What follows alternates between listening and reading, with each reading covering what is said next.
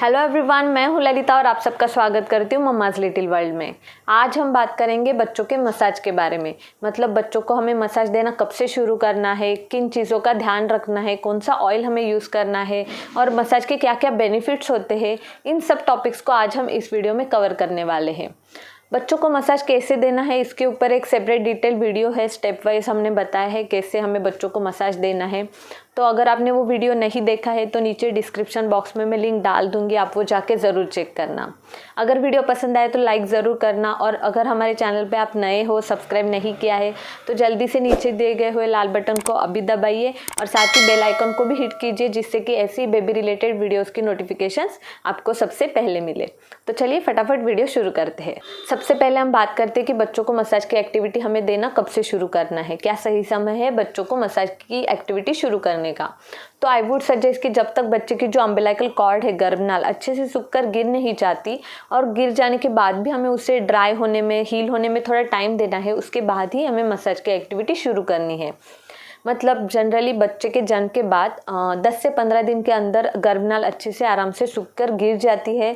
उसके बाद हमें थोड़े दिन उसे ड्राई होने देना है, वो गर्भनाल के एरिया को। उसके बाद ही हमें मसाज की एक्टिविटी शुरू करनी है।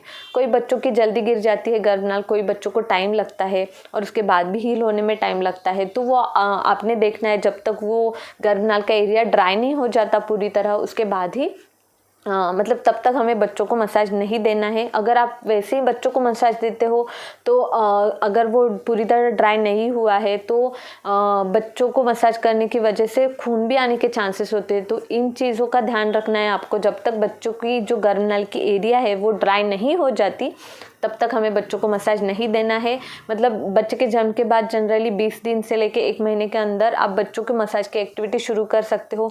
20 दिन तक बच्चों की जो एरिया है गर्भनाल का वो सूखकर गिर के उससे हील होने में भी अच्छा खासा टाइम मिल जाता है। तो 20 दिन के बाद आप बच्चों को मसाज की एक्टिविटी देना शुरू कर सकते हो। अब हम बात करते हैं कि बच्चों के मसाज के लिए हमें कौन सा ऑयल यूज़ करना है।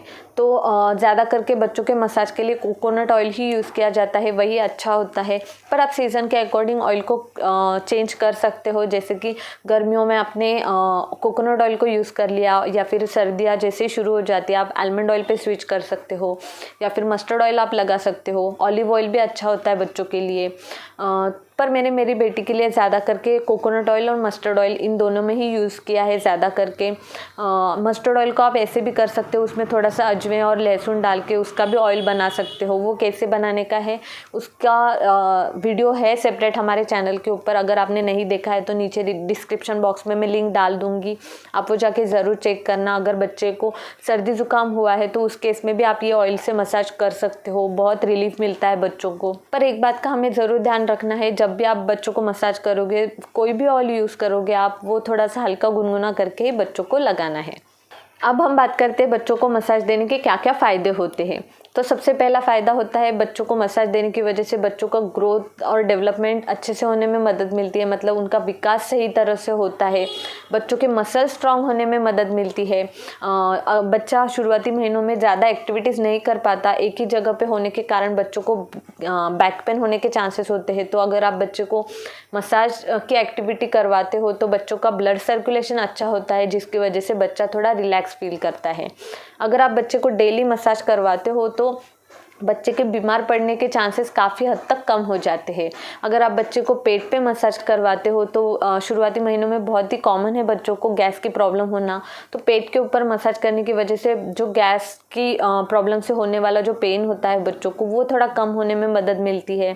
अगर आप मसाज करवाते करवाते बच्चों को एक्सरसाइज करवाते हो तो बच्चों की जो गैस है वो बाहर निकल आती है। तो वो एक अच्छा फ़ायदा होता है बच्चों को मसाज देने का। इसके अलावा और एक बड़ा फ़ायदा होता है बच्चों को मसाज देने का, वो है कि बच्चों को जो मसाज दिला रहे हैं, जो भी पेरेंट है, मदर हो या फिर फादर हो, तो बेबी के साथ वो पेरेंट की बॉन्डिंग स्ट्रांग होने में मदद मिलती है। मतलब बच्चों को मसाज देते देते आप अगर बच्चे के साथ बातें करते हो तो बेबी हंसने लगता है, आपकी बातें सुनने की कोशिश करता है, तो बच्चा रिएक्ट करता है।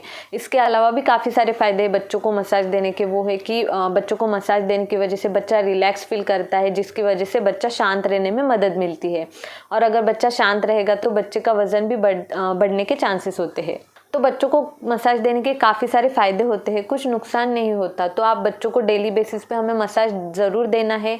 चाहिए तो आप विंटर्स में बच्चों को 2 से 3 बार आप मसाज दे सकते हो। बच्चों को मसाज देने की वजह से बच्चों को अंदर से अच्छे से गर्मी आ जाती है, जिसकी वजह से बच्चों को अच्छे से नींद भी आ जाती है। तो ये भी एक फ़ायदा है बच्चों को मसाज देने का कि बच्चों को मसाज देने की वजह से बच्चे को नींद भी अच्छे से आ जाती है।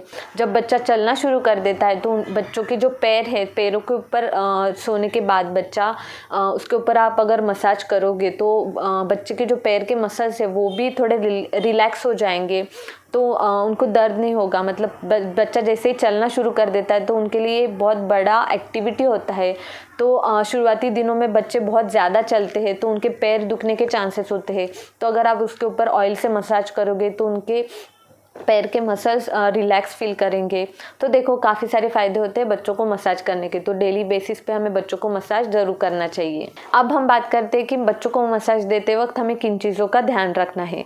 सबसे पहली ज़रूरी बात, बच्चों को मसाज हमें बच्चे के फीडिंग के या फिर बच्चा खाना खाने के आधे से 1 घंटे के बाद ही मसाज देना है।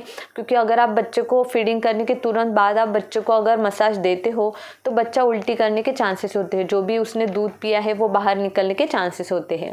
दूसरी ज़रूरी बात, जब भी आप बच्चे को मसाज कराओगे तो हमें हल्के हाथों से बच्चों को मसाज देना है। ज़्यादा रगड़ के मसाज नहीं करना है, एकदम हल्के प्रेशर से बच्चों को मसाज देना है।